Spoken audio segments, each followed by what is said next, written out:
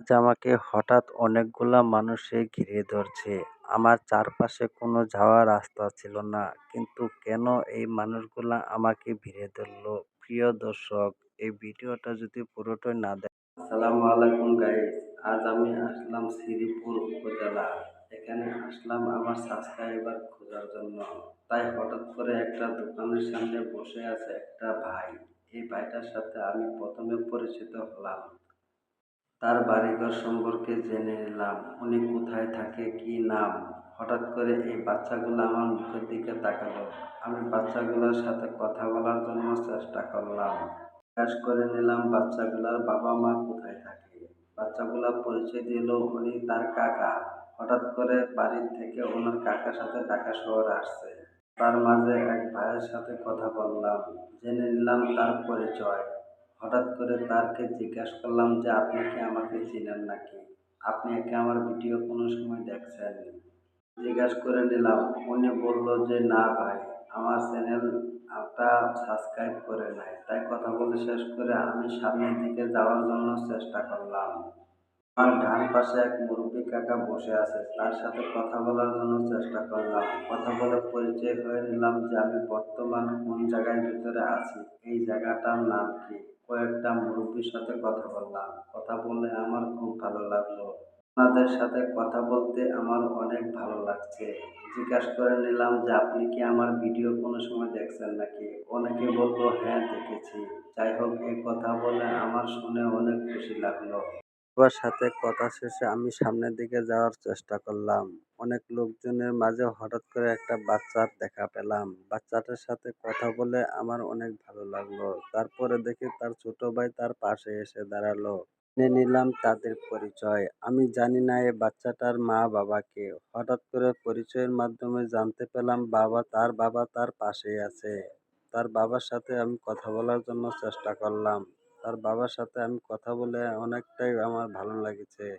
সাথে কথা বলে তার পরিচয়টা জেনে নিলাম। জেনে নেওয়ার পরে তাকে আমি বললাম আমি এখন কোন জায়গায় আছি। এই জায়গার পরিচয়টা অ্যাড্রেসটা আমি নিয়ে নিলাম। কিন্তু হঠাৎ করে অনেক লোকজন আমার চারপাশে এসে দাঁড়ালো। এখানে আমার মূল উদ্দেশ্য ছিল যে আমার চ্যানেলের সাবস্ক্রাইবার খোঁজার জন্য। ওই ভাইটার সাথে আমি কথা বলে আমি তাকে জিজ্ঞাসা করলাম, আপনি কি আমাকে চেনেন নাকি? আস্তে আস্তে কথা বলে তার মোবাইলটার আমি নিয়ে নিলাম। নিয়ে নেওয়ার পরে আমি দেখলাম যে তার মোবাইলের ভিতরে কি আমার চ্যানেলটা সাবস্ক্রাইব করা আছে কিনা। এটা দেখার জন্য আমি চেষ্টা করতেছি। কিন্তু ভাইটা হঠাৎ করে আমাকে বলতেছে যে ভাই আমার মোবাইলে তো নেটওয়ার্ক নাই। তাকে নেটওয়ার্ক দেওয়ার জন্য আমি ব্যবস্থা করলাম। আমার মোবাইল থেকে তাকে হটস্পটের মাধ্যমে নেট দিয়ে দিলাম। জেনে নিলাম যে তার মোবাইলের যে আমার ওখানে যে ভিডিওগুলা ছিল এই ভিডিওগুলা কিন্তু দেখছি নাকি। উনি বলল যে হ্যাঁ ভাই দেখেছি, আপনি চেক করে দেখেন মনে হয় সাবস্ক্রাইব করা আছে। কথাটা শুনে আমার অনেক ভালো লাগলো। মনে মনে ভাবলাম যাই হোক, আজকে আমার ভিডিওটা মনে হয় সার্থক হবে। একটা সাবস্ক্রাইবার মনে হয় আমি পেয়েই যাব।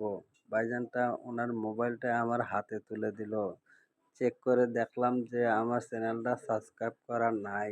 এই যে ভাই দেখেন, আসলে চ্যানেলটা সাবস্ক্রাইব করা নাই। কিন্তু আমার মনটা তখন অনেকটাই খারাপ হয়ে গেল। পাশে অনেক লোকজনের ভিড় হয়ে অনেকেই চেষ্টা করতেছে, আহারে আজকে যদি আমার মোবাইলে যদি সাবস্ক্রাইব করা থাকতো তাহলে আমার মনে হয় ভালো একটা পুরস্কার আমি পেতাম। এখানে পুরস্কার দেওয়ার জন্য আমি অনেকটাই ছুটে বেড়াচ্ছি আমার সাবস্ক্রাইবার খোঁজার জন্য। আশেপাশে আরো অনেক লোকজন ছিল যে ভাই আপনি আমার মোবাইলটা চেক করে দেখেন, আমার মোবাইলে কি সাবস্ক্রাইব করা আছে নাকি। আমারই সামনে থাকা এক প্রিয় ভাই, উনি মোবাইল বের করে আমাকে জিজ্ঞাসা করতেছে যে ভাইজান আমার মোবাইলটা দেখেন। যাই হোক, আমি ওনার মোবাইলটা চেক করে দেখলাম যে আসলে সাবস্ক্রাইব করা নাই। তখন দুইটা বাচ্চাকে আমার কাছে নিয়ে নিলাম। বাচ্চা দুইটাকে আমার হাতে পুরস্কার ছিল, ছোট-মোটো একটা গিফট ছিল।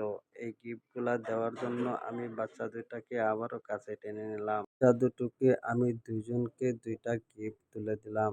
বাচ্চাগুলা অনেকটাই খুশি হয়ে গেল।